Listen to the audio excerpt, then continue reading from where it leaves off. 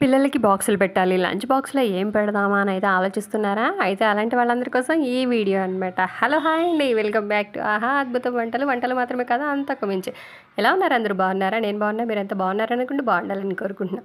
So, నేను లేచేసరికి 5:30 అయింది. టైం చూసారు కదా ఇందాకడ 5:30. నేను కొంచెం ఫ్రెష్ అయ్యి వచ్చేసరికి చూసారా ఎంత వెలుగొచ్చేసిందో 6 అయిపోయింది అప్పటికే. ఇక బయట కాస్తంతా ఊడ్చేసి లోపల ఇంకా ఊడవననమాట. పిల్లల్ని స్కూల్‌కి పంపించేసిన తర్వాత లోపల ఊడుస్తా. ఫస్ట్ అయితే వాకిలైతే ఊడుస్తున్నాను. వాకిలంతా క్లీన్ చేసేసుకొని లోపలికెళ్ళిపోయి లోపల పని వంట పని చూసుకుంటాననమాట. 5:30కి లేచాను చూడండి. 5:30కి లేస్తే హాఫ్ అన్ అవర్ నాకు ఫ్రెష్ అవ్వడానికి సరిపోతే 6 అయిపోయింది. 6 నుంచి 7 లోపు 7 అయ్యేసరికి నాకు వంట పని అంతా అయిపోవాలనమాట. 7 నుంచి 8 వరకు పిల్లల్ని ఇంకా వాళ్ళకి బ్రష్‌లు చేపించడం, వాళ్ళకి స్నానాలు చేపించడం, వాళ్ళకి డ్రెస్సులు వేయడం ఇదంతా అవ్వాలి. వాళ్ళకి టిఫిన్ పెట్టడం, బాక్సులు సర్దడం వాళ్ళని. అది 8:20 లోపు అయిపోవాలన్నమాట. సో లోపలికి వచ్చేసాను. పాలు గడ్డగట్టేసినవి ఫ్రిడ్జ్లో పెట్టాను. వాటర్లో వేసాను పాలని. అవి కరిగే లోపు టైం వేస్ట్ చేయడం ఎందుకని స్టవ్ మీద గిన్నె పెట్టేసుకుని డికాషన్ అయితే పెట్టేసుకుంటున్నాను. టీ తాగడం బాగా అలవాటండి నాకు. ఈ టీ నాకు టానిక్ లాగా పనిచేసిద్ది. ఎలాగా అంటారేమో 5:30కి లేచాను కదా! 5:30 నుంచి వాడిని స్కూల్‌కి పంపించి తర్వాత వాడిని స్కూల్‌కి పంపించేసిన తర్వాత పిల్లల్ని ఇల్లంతా క్లీన్ చేసుకునేసరికి నాకు టిఫిన్ చేసేసరికి 10 అయిపోతుందనమాట. ఈ మధ్యలో ఊరికే ఉరుకులు పరుగులు అన్నట్టు ఉంటుంది 10 వరకు కూడా నా పరిస్థితి. సో అందుకు కొంచెం అది తాగానంటే కొంచెం దండిగా ఉంటదనమాట.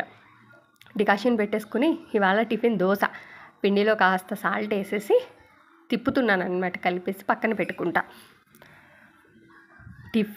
నేను టీ తాగిన తర్వాత ఇక ఏ పనైనా స్టార్ట్ చేస్తాననమాట. ప్రశాంతంగా చక్కగా కూర్చుని టీ తాగి అప్పుడు మొదలు పెడతా అన్ని పనులు. ఇక మధ్యలో తింటూ ఏ పని చేయను. అందుకోసమై అంత టైం పడుతుంది కాబట్టి కాస్త టీ తాగేసేసి పనులన్నీ మొదలు పెడతాను. డికాషన్ కాగుతుంది. పాలు కూడా కరిగిపోయినాయి అనమాట. పాలను కట్ చేసేసుకొని డికాషన్లోకి కలిపేశాను. అక్కడ టీ కాగుతూ ఉంటుంది. ఈలోపు పిల్లల బాటిల్స్ క్లీన్ చేసేసుకుంటున్నా. ఇంతకుముందు బ్రష్ వేరేది వాడాను. అది నాకు నచ్చలేదనమాట. ఊడిపోతూ ఉండేవి. అందుకే సిలికాన్ది యూస్ చేస్తున్నా ఇప్పుడు. చక్కగా బాటిల్స్ కడిగేసి మంచిగా తర్వాత పిల్లల స్నానానికి నీళ్లు పెడతాను చూడండి. హాట్ వాటర్ పెడతాం కదా! అప్పుడు ఆ హాట్ వాటర్లో మళ్ళీ కాస్తంత కడుగుతానమాట. మళ్ళీ సపరేట్గా ఇప్పుడు వాటర్ పెట్టి మళ్ళీ వాటిని కడగను. వాళ్ళకి స్నానాలు పెట్టినప్పుడు ఆ నీళ్ళతో కడిగేస్తా. ముందు నీళ్ళు కాస్త తీసుకుని కడిగేస్తానమాట. చక్కగా టీ కూడా కాగిపోయింది. బాగా కాగనిస్తాను. నేను సాంబార్ రైస్ చేయడానికి ఇవాళ మన వీడియోలో నేను చూపించబోయే ఈ రెసిపీ సాంబార్ రైస్. సో దానికోసం ఈక్వల్ క్వాంటిటీలో రైసు పప్పు తీసుకున్నాను. వాష్ చేసుకున్నాను. కాస్త నానబెట్టి పక్కకు పెట్టేశాను. టీ చక్కగా కాగిపోయింది. కప్లోకి పోసుకున్నా. ప్రశాంతంగా కూర్చుని టీని ఎంజాయ్ చేస్తున్నా.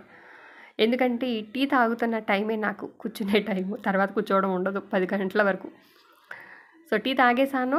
ఇప్పుడు దోశ అన్నాను కదా టిఫిన్, దానిలోకి చట్నీకి ఉల్లిపాయ చట్నీ చేస్తున్నానండి. ఉల్లిపాయ చట్నీ చాలా అద్భుతంగా ఉంటుందండి.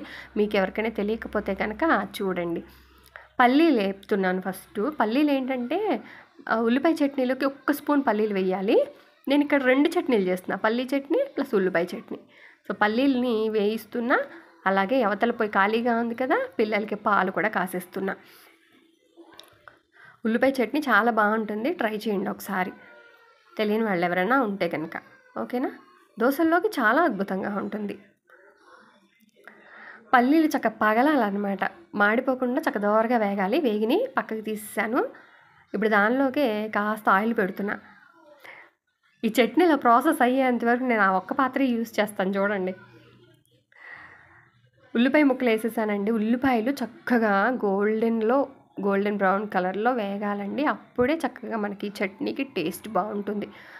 మరీ మాడిపోకూడదు, మరీ వేగకుండా ఉండకూడదు. ఆ మాత్రం చక్కగా అలా మగ్గాలి.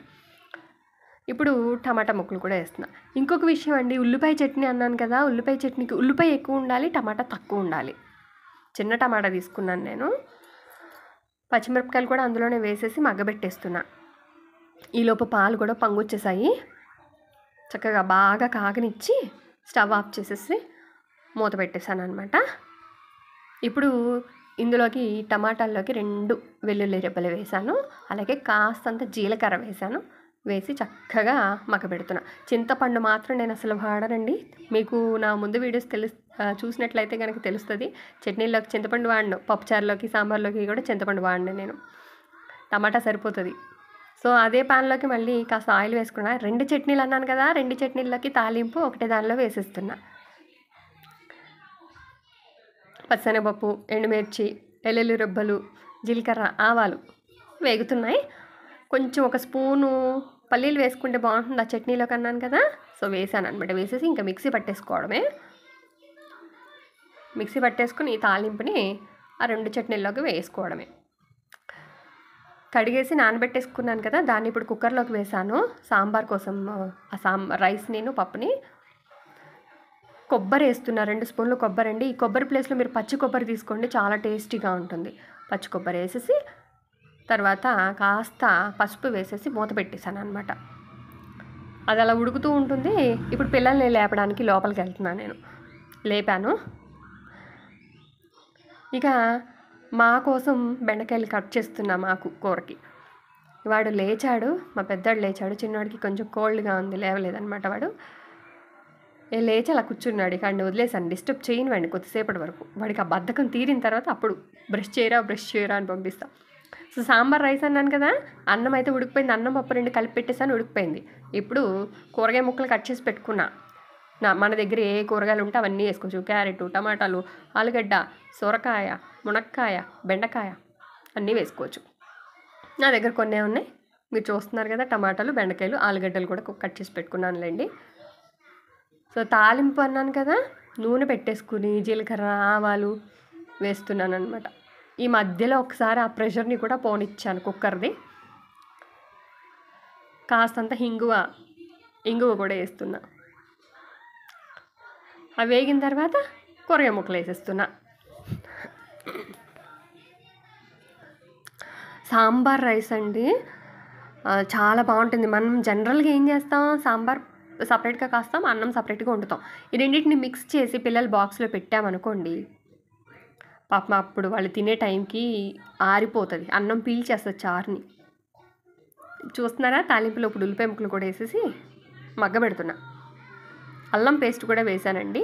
కాస్తంత ఉప్పు, కాస్తంత పసుపు కూడా వేసేసి మగ్గబెట్టుకోవాలన్నమాట వీటిని బాగా.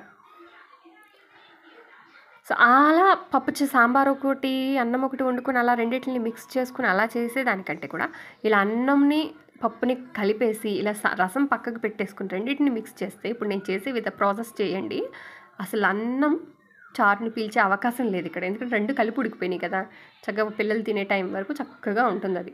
సో చాలామంది ఇళ్ళల్లో ఎక్కువ ఫ్రై రైస్లు పెడుతూ ఉంటారు లంచ్ బాక్స్ అనేసరికి.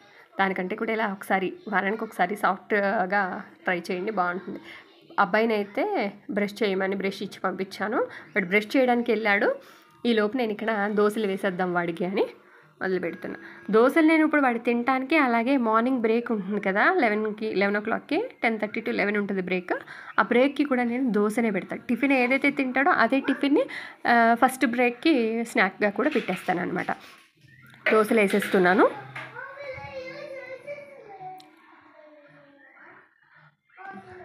చట్నీలు రెడీ చేసేసుకున్నాను, తాలింపు వేసేసాను, అది మీకు నేను చూపించలేదు. దోశలు వేస్తూ ఉన్నాను అనమాట. సాంబార్ ఇలా ట్రై చేయండి, పచ్చి కొబ్బరి వేసి చక్కగా కూరగాయ ముక్కలు అన్నీ ఉంటాయి కదా, బలానికి బలం వస్తుంది. వాళ్ళకి కూడా సాఫ్ట్గా తినడానికి చాలా అంటే చాలా బాగుంటుంది.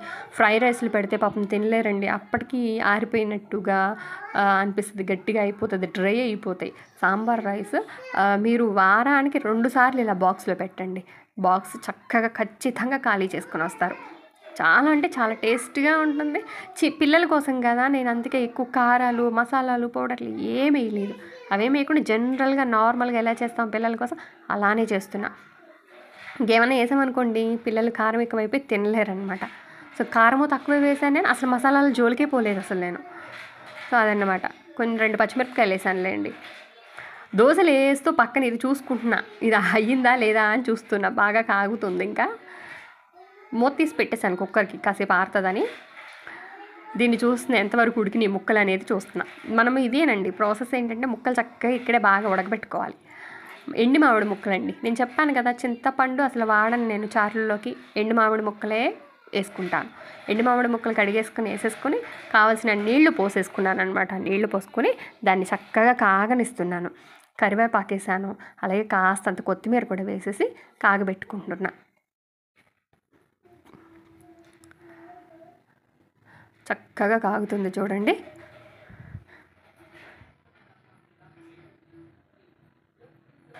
బాగా కాగాలన్నమాట. దోశలు వేయడం కూడా అయిపోయింది. మా అబ్బాయి బ్రష్ చేసుకుని కూడా వచ్చేసాడు. వాడికి ఇంకా టిఫిన్ కూడా పెట్టేస్తున్నాను ప్లేట్లో. నేను దోశలు ఎప్పుడైనా సరే వేసినట్టు చక్కగా గిన్నెలోకి పెట్టుకుని మూత పెట్టుకోవాలి. ఇంతకుముందు ఒక వీడియోలో కూడా నేను చెప్పాను. అలా చేస్తే ఏంటంటే దోశలు ఆరిపోకుండా మెత్తగానే ఉంటాయి అన్నమాట వాళ్ళు తినే వరకు కూడా. సో వాడు వచ్చేసాడు బ్రష్ చేసుకుని, నేను వాడికి టిఫిన్ ఇచ్చేస్తున్నా. వాడు తింటూ ఉంటాడు, నేను ఇంకా వంట మిగిలిన ప్రాసెస్ అంతా చూసుకుంటా. అది మా చిన్నవాడికైతే ప్రతిదీ ఇంకా నేనే చేయాలి. మా పెద్దవాడైతే బ్రష్ చేసుకుంటాడు, చిన్నవాడికైతే నేనే చేయించాలన్నమాట. సో అందుకే నేను 5:30కి లేచేది. 5:30 కాదు 6కి కనుక నేను లేచాను అంటే కనుక ఆ రోజు హడావిడే. ఇంకా టైంకి వెళ్ళరు వాళ్ళు స్కూల్కి. ఇక చూసారా, అన్నాన్ని పప్పుని కాస్త మెదుపుతున్నాను అనమాట. చక్కగా ఉడికిందిలేండి, కాస్త మెదుపుతున్నా పిల్లలకి కదా మంచిగా తింటారు అని. ఆ రసం అంతా కాగింది కదా, కూరగాయ ముక్కలు అయిన ఉడికాయి కదా, దానిలోకి యాడ్ చేసేసుకున్నా చక్కగా. ఇక్కడ ఇంకొకటి ఏంటంటే మంచిగా కలుపుకోవాలండి దీన్ని. చక్కగా ఎంత మంచిగా కలిపితే అంత బాగుంటుంది టేస్ట్. ఏ మాత్రం గడ్డలు ఉండకూడదు, ఎందుకంటే ఉడికించుకున్న అన్నంలోకి కలిపాం కదా రసాన్ని, అందుకని ఏ మాత్రం గడ్డలు లేకుండా చక్కగా ఉండి మంచిగా కలుపుకోవాలన్నమాట. గడ్డలు ఉంటే తర్వాత స్కూల్కి వెళ్ళాక పిల్లలకు కూడా తినడానికి ఇష్టపడరు అనమాట. సో అది మంచిగా నీట్గా చక్కగా కలుపుకోండి.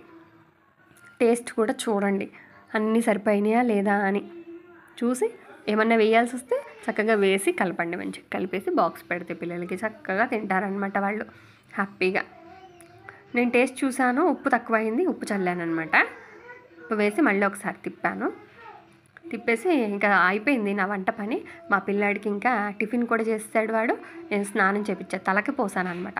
ఈ చలికాలం కానివ్వండి, వర్షాకాలం కానివ్వండి, చలికాలం కానివ్వండి, పిల్లలకి తలస్నానం చేయించినప్పుడు ఇలా ధూపం కూడా వేయండి. బొగ్గులు తీసుకుని చక్కగా వేడి చేసి దాని మీద సాంబ్రాణి వేసి ధూపం చూపించండి, అలా వేడి చూపించండి, చక్కగా ఆరిపోతుంది తల. నేను ఎప్పుడు అదే పని చేస్తాను అనమాట.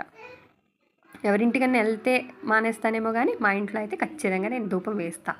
ఇక బాక్స్ కూడా పెట్టేస్తున్నా, వాడికి యూనిఫామ్ వేసేసా రెడీ చేసేవాడిని, బాక్స్ పెట్టేస్తున్నా. చూసారా, సాంబార్ రైస్ పెట్టేసి ఒక్క స్పూన్ నెయ్యి వేసానండి పైన. అద్భుతంగా ఉంటుంది తెలుసా. అలా చేసి పెట్టండి. బాక్స్ రెడీ చేస్తాను. మా చిన్నోడేమో ఆవిరి పెట్టాడనమాట లేచాడప్పుడే. ఇంకా చిన్నాడు కూడా బ్రష్ చేపించేసి ఆవిరి పట్టించేసి ఇక నేను టిఫిన్కి కూర్చున్నాను అనమాట. వాడు ఇంకా ఒక్కడే కదా ఆటలాడుకుంటున్నాడు. నేను పిల్లలకి బాక్సులు పెట్టడం అంటే ఈ ఇయరేనండి, ఇప్పుడే 1 మంత్ నుంచి స్టార్ట్ చేశాను. ఇలా ఎర్లీగా లేవడము, చక్కగా వాళ్ళకి బాక్సులు పెట్టి ఇవ్వడం అనేది. ఇంతకుముందు అంటే వాళ్ళు డే కేర్ టైప్ అనమాట స్కూలు. సో బాక్సులు తీసుకెళ్లే వాళ్ళు కాదు, నాకు అలా ఉండేది. ఇంకా పెట్టాల్సిన అవసరం, మార్నింగ్ లేవాల్సిన అవసరం ఉండేది కాదు. కానీ 5 గంటలు లేదా 5:30కి లేవడం అనేది చాలా మంచి అలవాటు అనమాట. దానివల్ల ఎన్ని ప్రయోజనాలు ఉన్నాయంటే అసలు చాలా ప్రయోజనాలు ఉన్నాయి. అసలు నాకు కలిగిన బెనిఫిట్స్ ఏంటి, నేను అంత ఎర్లీగా లేవడం వల్ల, అలా చకచక పనులు చేసుకోవడం వల్ల అనేది నేను ఈ నెక్స్ట్ వీడియోలో, దీని తర్వాత వీడియోలో అయితే నేను షేర్ చేస్తాను, తప్పకుండా చూడండి. అలాగే ఈ వీడియో నచ్చిందని అనుకుంటున్నా. నచ్చితే లైక్ చేయండి, షేర్ చేయండి. మరిన్ని మంచి వీడియోస్ కోసం మన ఛానల్ సబ్స్క్రైబ్ చేసుకోండి.